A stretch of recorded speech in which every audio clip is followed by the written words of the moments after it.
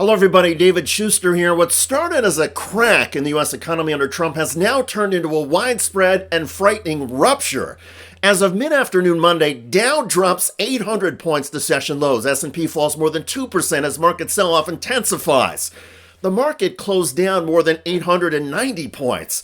Analysts said the plunge was a direct result of Donald Trump's weekend of defiance. Tonight, President Trump is defending his aggressive tariff policies, but he declined to rule out that they could plunge the country into a recession. The president also downplayed the dropping stock market, insisting the economic turbulence caused by his agenda would drive future prosperity. Here's Trump on Fox when asked directly if the United States is facing a recession. There is a period of transition because what we're doing is very big. We're bringing wealth back to America. That's a big thing. And there are always periods of, it takes a little time. It takes a little time. All right, as you can see, Wall Street doesn't like the president's comments. Market dropped 300 points. We're just at the beginning of the day's trading. A few hours later, the market dropped even more when retaliatory tariffs against the United States were announced by China, which is imposing tariffs today on major agricultural products from the U.S., including chicken, pork, corn, and soybean. And that means Chinese demand for the U.S. products will drop, hurting U.S. farmers. Even Stephen Moore, a former Trump economic advisor who wrote the 2018 book Trumponomics, says the United States is now being hurt by the president's trade policies and unpredictability. Where one day the tariffs are going to go up, and then there's going to be a delay in the tariffs, and then there's going to be a tariff on another country, and it's been up and down and up and down. And by the way, the stock market went up and down with these things. I think that the president's emphasis on tariffs right now is misguided. I think we have a very wobbly economy. We saw a not very good jobs report on Friday. The consumer confidence numbers are sinking, and other indicators are not positive. The economy needs a pick-me-up, and tariffs are not a pick-me-up. And the response to the U.S. tariffs is now getting more intense. The Premier of Ontario has followed through on his threat to raise prices on electricity exported to the United States. We will apply maximum pressure to maximize our leverage. That's why today we're moving forward with a 25% surcharge on electricity exports. For the 1.5 million American homes and businesses that Ontario powers, homes and businesses in Minnesota, Michigan, and New York. This surcharge will cost families and businesses in these states up to $400,000 each and every single day.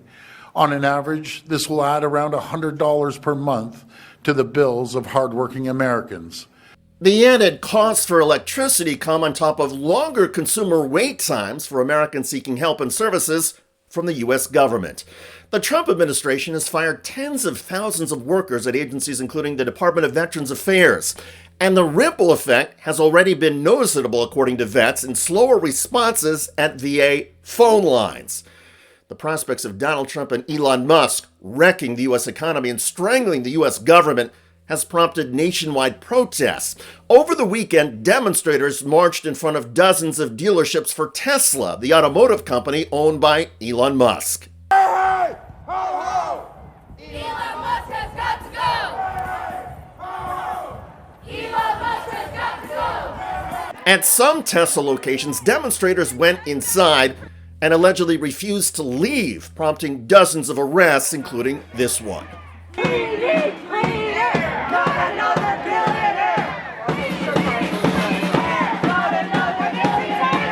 The protests are having an impact on Tesla and on Musk. As Mediaite reports, Elon Musk's net worth plummets as Tesla stock tanks, down nearly $140 billion since December. Investors around the globe are fleeing Tesla. Investors are also pulling out of stock portfolios in the United States. And it's not just about Trump economic policy and Elon Musk-driven cuts to the U.S. government. Analysts say U.S. foreign policy under Donald Trump has been turned upside down. U.S. promises to Ukraine are not being kept. Citizens of Taiwan feel that Donald Trump will sell them out next. And around the globe, countless former U.S. allies and friends say America under Trump cannot be trusted. And that means U.S. leadership and power will diminish. Already there's talk in Europe of creating alternatives to the dominance of the US dollar. EU bonds could be a competitor to US Treasury bonds. If so, America's privilege of owning the world's currency, which has allowed the United States to run up massive deficits at low costs, all of that might end. Here is Fareed Zakaria on CNN. All these changes are gifts to Russia and China, whose goal has been to weaken America's power and presence in the world. The United States has spent 8 decades building an international system of rules, norms, and values that has produced the longest period of great power, peace, and global prosperity in human history. Its alliances are the greatest force multiplier for American influence around the world. And America has been the greatest beneficiary of this system, even now, decades later, setting the agenda and dominating the world economically, technologically, militarily. As this world unravels, America's privileged position will also decline, creating a more dangerous and impoverished world and a more isolated, mistrusted, and insecure America. And we're already seeing how that is going to play out in the U.S. economy and on Wall Street. And keep in mind, ever since Donald Trump took office in January, the U.S. markets are in the red. They have lost value. Markets in Europe have gained value. Analysts say the disparity is going to get even worse and that the U.S. economy has not yet hit rock bottom. There is still more room to dive, say the analysts, and more damage that Donald Trump can inflict.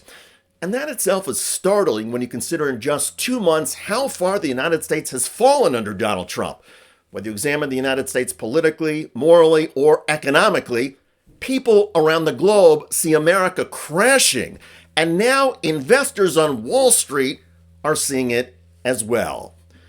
By the way, Donald Trump's domestic U.S. approval ratings are also starting to tumble. Brand new polling shows that a majority of Americans say the State of the Union is not very strong. A majority of Americans say the cuts to the federal government are doing more harm than good. A majority of Americans say Trump has not paid enough attention to the country's most important problems. The economy is the #1 issue. If that's what Americans think you should be prioritizing, and well less than half think that you are, no wonder Trump is having problems with the economy, because simply put, he's not putting it to the top of his list the way Americans are. Trump's approval rating goes underwater. Newsweek, Donald Trump approval rating goes negative for first time in presidency. Here's a graph of the 538 polling average. Disapprove 47.9, approve 47.6. Again, in the history of polling, no U.S. president has ever been underwater in public approval this early in a new administration. Check out that video at the link below. It generated a lot of comments on YouTube.